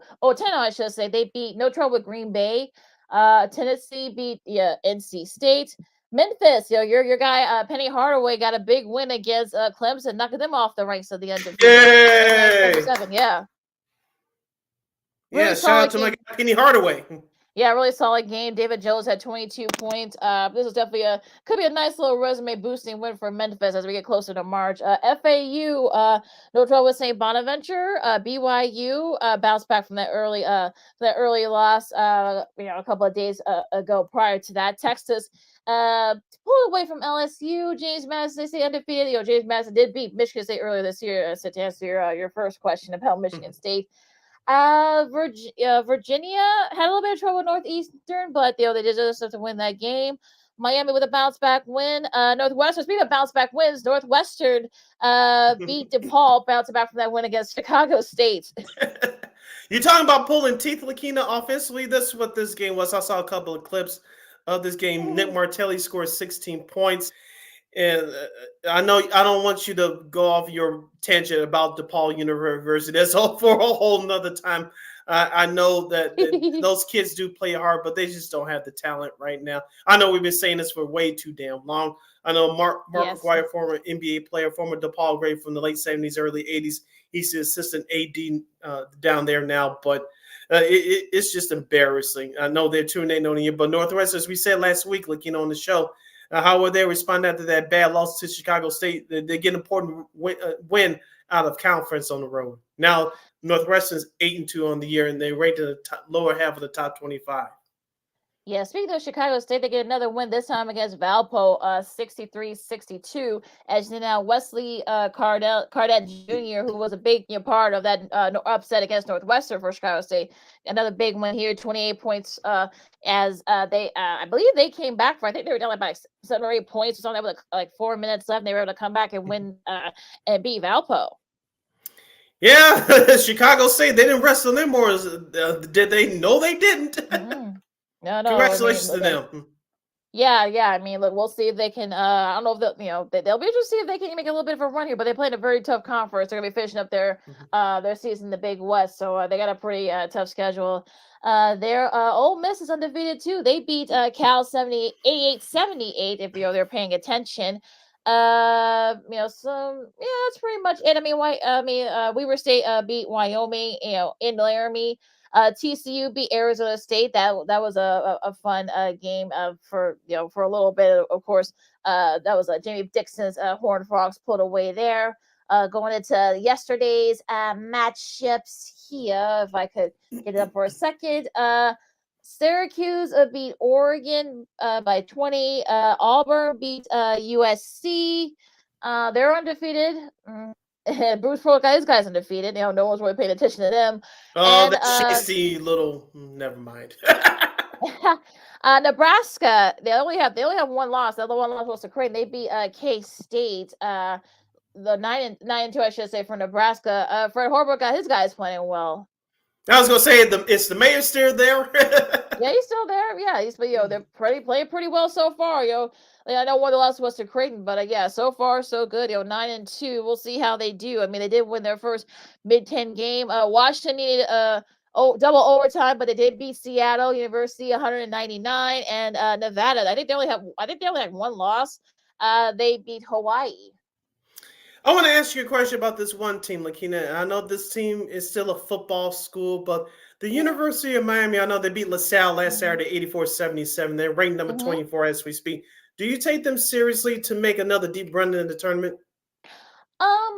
Look, they got a lot of veteran guys. I know they had a couple of tough losses, but look, Jalen Nigga has his guys. You're always ready. So we'll see how they do in ACC play. I know they had, like I said, had a couple of tough losses. But I think Miami, they've been consistently in the top 25. They've been consistently going to the tournament. So I think with the full team not playing very well at the moment, for the most part, I think they're showing you that they are a hoop school. So we'll see if they can keep it up. Okay, what are some of the big games that people should be paying attention to in the world of college basketball for this upcoming week? A lot of teams are kind of getting back into it. Of course, now most schools are done with finals now, so they can all concentrate on basketball. Chicago State, we'll see if they can keep up their little bit of a run. They play UT at Rio Grande Valley. I don't think you can stream that game anywhere, but I'm sure you can probably. I think you can probably stream it on their website, so I'm sure they'll have details on that. Let's see. Michigan State will hopefully not have a letdown against Oakland. That's tonight. That's gonna be on the Big Ten Network. On Tuesday, if I can, get this, thing for a second. Let's see here. James Madison, they face Coppin State, and a good one here. You got two ranked teams. You got Virginia and Memphis, both cut off big wins. Yeah, I'm looking forward to that one. Yeah, it's gonna be at 6:00 on ESPN 2. Ole Miss, they're back in the top 25 for the first time in a few years. They host Troy. South Carolina, they host Winthrop. Let's see, Michigan. It's great to see Juwan Howard back on the sidelines. They face Florida on ESPN tomorrow at 6. Loyola, they host Charleston Southern. Marquette and Providence, that should be a good one there on the Big East. So that's 7:30 on FS1. Let's see here. Let's see what else. A couple other games. I want to note as get my computer, get this up here. I'm looking at the Wednesday game, Lakina. I think the primetime game for ESPN, North Carolina versus Oklahoma. That should be entertaining. When you mentioned Porter Moser has his soonest out there 10-0. Of course, North Carolina had that tough loss last Saturday in Atlanta against the Kentucky Wildcats. This definitely should be an entertaining game. Absolutely. And another one, Baylor and Duke on ESPN. That should be a fun one. Baylor hoping to bounce back from that, just getting hammered by Michigan State. So I know they're going to be up for revenge. UConn and Seton Hall, that's me on my CBS Sports Network. Sheeneen Holloway and Danny Hurley, and they had their battles back in the day. So this time they'll be facing each other as coaches. That should be a fun one there. You mentioned the Oklahoma, North Carolina. You mentioned that one. Creighton hosts in Villanova. That should be a fun one. Villanova's are playing pretty well since, of course, Jay Wright, is gone. They've got their nice little nucleus there, a little bit of a nice little nucleus. Gonzaga, they've been struggling a little bit. They face Jackson State, Arizona, and Alabama. That's gonna be the nightcap at 10 o'clock. And I believe Bill Walton's gonna be doing that game for ESPN. That should be a always interesting experience when he calls one of their games. Let's see, Thursday. Let's see, any of note for Thursday? Not really. I'm going through the schedule here, folks. Doing this live. So that's basically pretty much it. Purdue faced Jacksonville. They shouldn't have no trouble. Tennessee faced Tarleton State. Again, they shouldn't have no trouble there. That's pretty much it for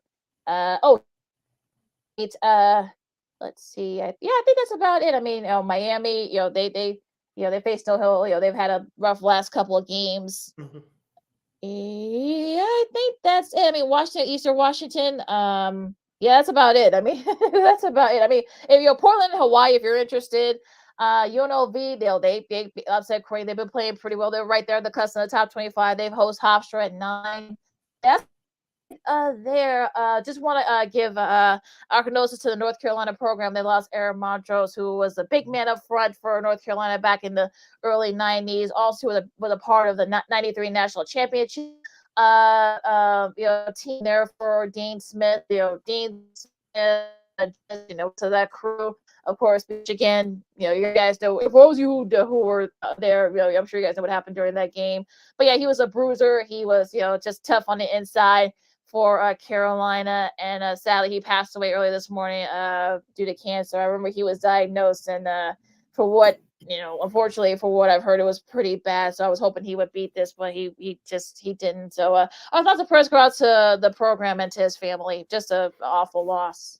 Yeah, like you say, even though he wasn't a superstar, Lakina, he had a long NBA career. He played in the NBA for a few years with a few different teams. He was drafted by the Boston Celtics. He played for the Detroit Pistons as well. He played for a couple other teams I can't think of right now, but he was, like you say, he was a dirty worker in the positive. He got so he could score inside. He was a great rebounder. He could block a couple of shots here and there. So his work ethic kept him in the league for a while. As you mentioned, he was part of that 1993 national championship team with him, George Lynch. And of course, they upset Michigan. We won't get into what happened on the Michigan side. That's been talked about a million times. But even though some people may say that wasn't a quote-unquote best Carolina team on paper regarding NBA talent, that team played like a team. It wasn't a mistake that they won. Yeah, absolutely. And I think, you're missing the Pistons and the Raptors. He played for those teams as well. That's There's right. the Yeah. Nets, the Sixers, and the Mavs. Yeah. And he was, of course, drafted by the Celtics. And he was doing radio for North Carolina for like about 18 years. So yeah, just a tough loss for that program, for that family. So yeah. Peace and love to Eric Montross and to the North Carolina basketball family. I know they're gonna do something for him, and they're in their home game tomorrow. So I'm sure they'll do something really, really nice, really special, and salute to him. You're listening to Second City Sports on Sports Zone Chicago. We're live and in living color for this Monday edition of the program. Sid Lakina hanging out here with you. We still have a few moments left. If you have any questions or comments, you can always find us at Sports Zone Chicago's Facebook page or at Sports Zone Chicago on YouTube. Type in those questions and comments in the comment section. Lakina will get them up on the screen for you. All right, Lakina, I know it's the start of bowl season. Did you get a chance to watch any of the action from college football from over the weekend? Yeah, I did. I mean, I know it's easy to forget that there are some bowl games going on even before the big one. I know UCLA had a really solid showing in their bowl game. If I can get the scores up here. I know there's one bowl game going on as we speak. The famous Toastery Bowl. Don't ask me what the heck that is. Old Dominion is leading Western Kentucky 7-0. The Toastery Bowl. Yeah, I don't know what that is. It's like a toaster pastry or something, like those Pop-Tarts from I don't know. But Florida A&M did beat Howard in the cricket celebration was the Battle of the HBCUs. Jacksonville State beat Louisiana in the Carriers New Orleans Bowl. App State beat Miami in the New Mexico Bowl. Fresno State, just hammered New Mexico State and the New Mexico Bowl and basically their home field. Of course, I talked about UCLA beat Boise State in the LA Bowl. How ironic is that? The Gronk Bowl. Yeah, right, exactly. Texas Tech beat Cal. UTSA, they're gonna play tomorrow. I usually watch some of the smaller bowl games. I know Syracuse has one coming out tomorrow. A couple of days against South.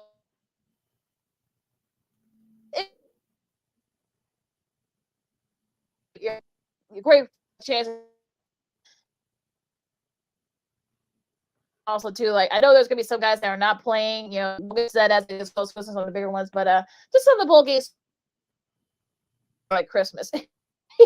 Man, I'm waiting for those big games to come up within the next week or so. As we get into the college football playoff, you're talking about Michigan, Alabama, of course, Texas, and Washington would be the other game on those matchups on New Year's Eve. New Year's Day, I should say. But I know we talked about it before, Lakina, about a couple other bowl games that'll be coming up next week. We'll get more into it as we get closer to her, especially with Georgia against Florida State. Of course, those two things out there were dissed by the committee. We told you they weren't dissed by the committee. More so, Georgia, it was their own fault that they couldn't take care of business against Alabama. And, of course, Florida State felt like they were wronged by the committee not getting to the college football playoff. But it's going to be interesting to see which one of those teams are more motivated to play in that game next week. That's always going to be interesting there. Of course, Arizona, Oklahoma, and the Alamo Bowl. I mean, Arizona with their best season in a while. Oklahoma, I mean, I'm sure they were probably miffed that Oklahoma State won their last game against BYU, so they probably didn't get that rematch for Texas like a lot of people wanted. Clemson and the Kentucky and the Gator Bowl, that should be a fun. Like I said, we'll talk about these other games that get closer and closer to them, but just some of the games that I think that we should look out for as we get rolling into the bowl season. All right, Lakina, let's go back into the NFL for just a couple of minutes before we conclude with Old School TV Monday. I heard some people on the social media last night and early this morning with Christian McCaffrey's performance yesterday from the San Francisco 49ers that he has entered the MVP conversation. Of course, even though he didn't have a great game yesterday, Dak Prescott is still in the conversation. So is Tyreek Hill, even though he did not play yesterday against the Dolphins. Should Christian McCaffrey be in that conversation for MVP? And if so, what ranking would you give him as far as his chances for winning MVP? I think he definitely deserves to be in the discussion. I know people don't like get into non-QBs, but he's been a two-way guy, both passing and rushing. So you gotta get him at least in the conversation, not the win. I know I was still the leader, even though he never have a great game last night. We'll see what happens with Jalen Hurts tonight against Seattle. Tyreek Hill saying that. I think he's definitely in the conversation too. I think Brock Purdy deserves to be in it. You saw what happened when he didn't play. Excuse me. When he's not 100%. So I think it's definitely going to be interesting to see, especially these next few weeks. I mean, this is going to really going to be telltale, not just the rankings, but also too who gets the edge in the MVP race. I still think that Dak Prescott is still in the conversation. I know he didn't have a great game yesterday, but if he finishes out strong, I think he has a real strong hold on it. But I think Tyreek Hill, with him missing yesterday's game, is going to be interesting. First, if he plays next week, if he does, he still has a chance to eclipse for 2,000 yards receiving yards. That has never been done before. And I know Tyreek Hill has the extra game because of the 17-game schedule. Of course, he didn't play last week, so he can still do it in 16 games. That is just remarkable.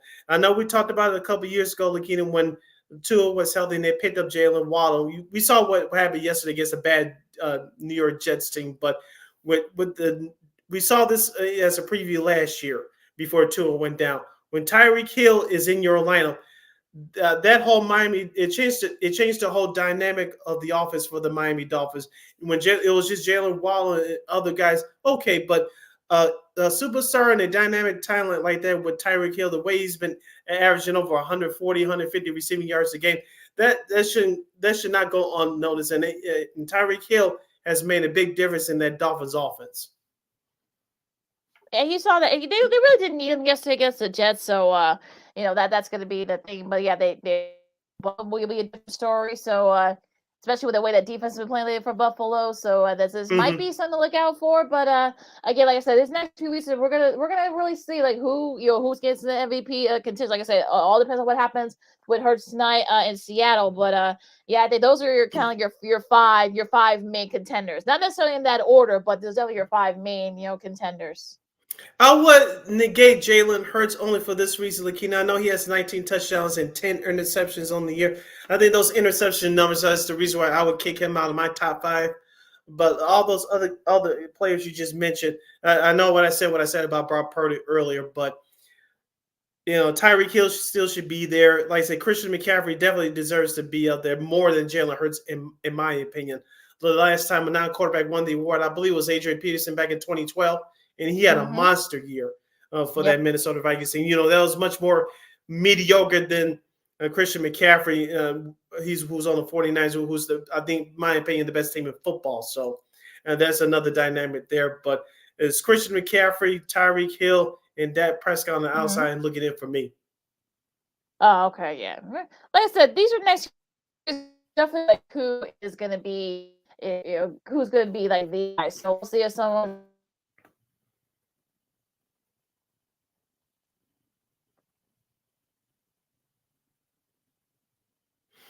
All right, you're listening to Second City Sports on Sports Zone Chicago City. Lakina hanging out here with you. Lakina, I know you were cutting out for a minute. Anything else before we conclude with Old School TV Monday?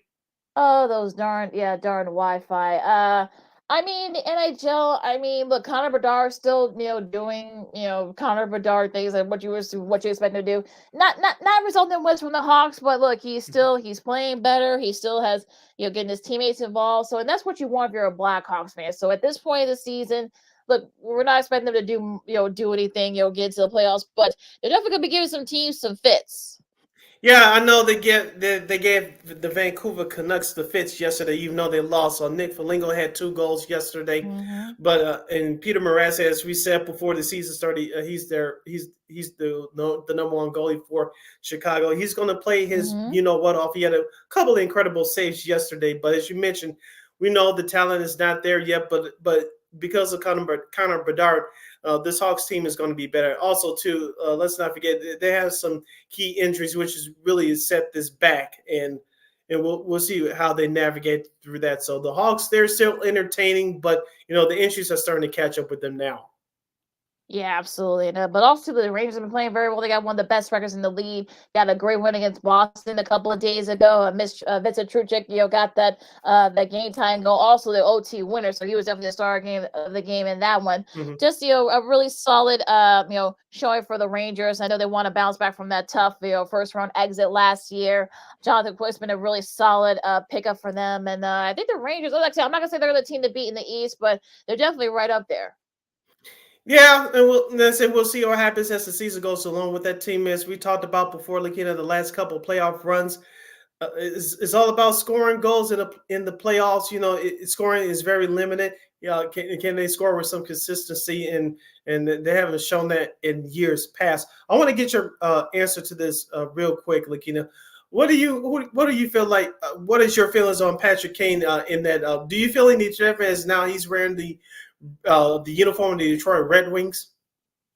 I mean, like I said before, look, they don't play. The Hawks don't play Detroit very much. They do play.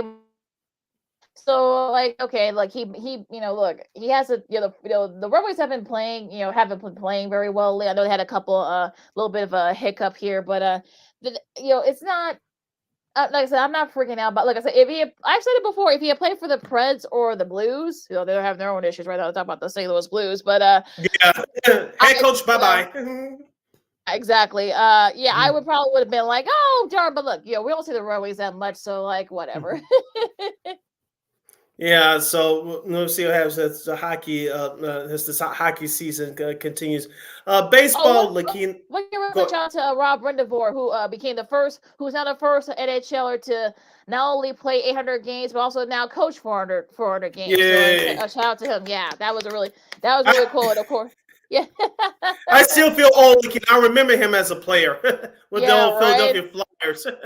Yeah, they're right there on the edge of the playoff chance. Talking about the Hurricanes are. So yeah, he's been they're playing pretty well. But just want to give a little bit of a shout out there.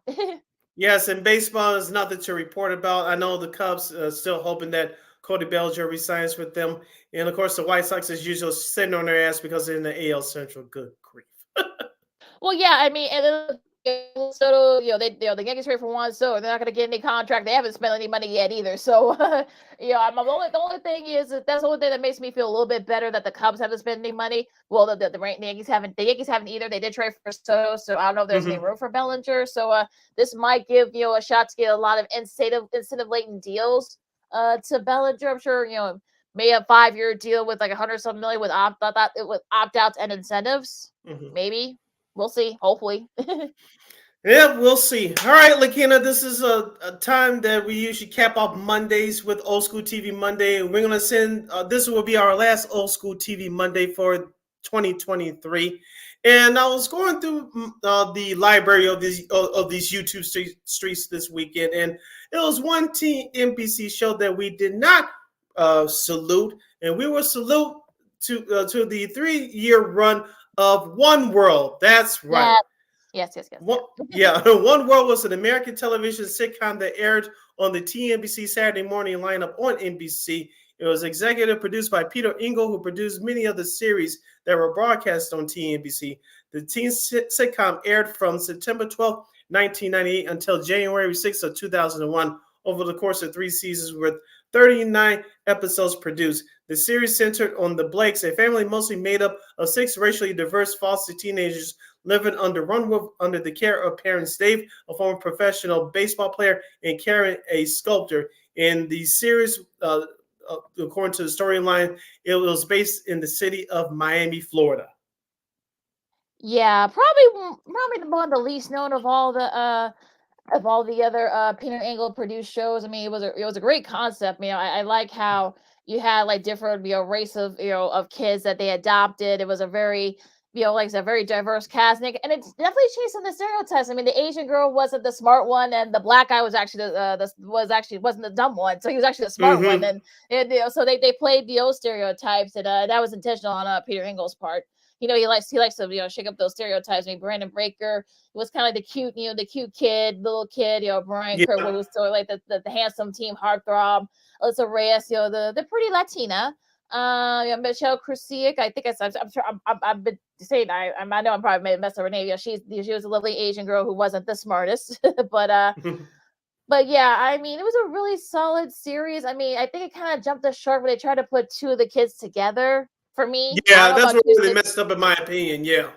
Yeah, and but look, it was a really great concept. I wish it had lasted longer, but I think trying to put the two of them together, the two of them together, that kind of killed the show. At least for me. I know you did too, but I'm sure for a lot of folks, I'm sure it killed it. Yeah, and also too, they dealt with issues as race and drugs and alcohol, Yep. and they dealt with some of the other various issues during that time as well. But I wanted to real quick talk about Alicia Reyes, Lakina. Yes. I forgot about this, but she was on, and this is another show we're definitely going to salute next year. All That from Nickelodeon. Yes. She came from Yes. that popular 90s TV series as well. So I remember about Kenan and Kel, of course, TLC, the famous pop R&B hip hop group. They did the theme song. Of course, they appeared on that show a couple of times. But Alicia Reyes, she was a breakout star off of that show. She came to Warner World. She's still doing great things now in Hollywood. But yeah, she was really a standout actress on that show. Yeah, she done a lot of voiceover work, voiceover TV work. Yeah. That's been her niche the last few years since that ended. So, yeah, she's still working. I think she's still working in Hollywood. Yeah, some of the other Follow folks her on Instagram. She's a great follow. Yeah, she is. Oh, I gotta follow her. Yeah, she is. I've heard. I have a friend who's a big proponent of these shows. She said, "Oh, she's a great follower." So I might follow her. Yeah, she seems like a terrific. She's pretty cool too. A pretty cool young lady as well. But yeah, I mean, Jay Hernandez made an appearance on that show. So, they dealt with various issues. Like I said, I think, it will lasted longer had they not done a couple of things. But yeah, I think for the concept, because you hadn't seen that kind of thing on television before, especially for TNBC, that was a really nice concept that just, didn't work for various reasons. Didn't last long. Yeah, but like you say, it was a very good concept. But it was actually funny in moments. They did deal with certain serious issues, and it wasn't just a quote unquote cookie cutter show. It had its mixture, but like I agree with you, they put Jane.